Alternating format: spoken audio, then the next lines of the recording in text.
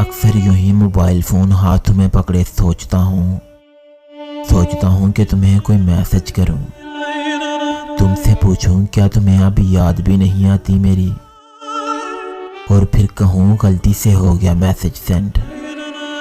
फिर तुम पूछो कैसे हो, मैं गुस्से से कहूँ ठीक हूँ।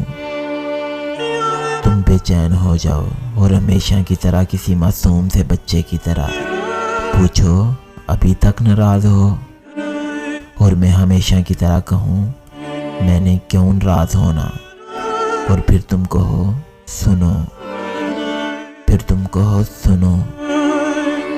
तुम नाराज़ ना हुआ करो। तुम जब नाराज़ होते हो ना तो बिला वजह ही जहर लगते हो, और मैं हमेशा की तरह मुस्कुरा दूं, लेकिन जैसे ही मेरी नज़र तुम्हारे मैसेज पर पड़ती है मेरी सारी हिम्मत कहीं दम तोड़ देती है। मोहब्बत चुपके से कहीं छुप जाती है, लफ्ज़ सर्द पड़ जाते हैं, बस आंखें पत्थर की बनी एक ही लफ्ज़ में उलझी रहती हैं, हमारा अब कोई रिश्ता नहीं रहा।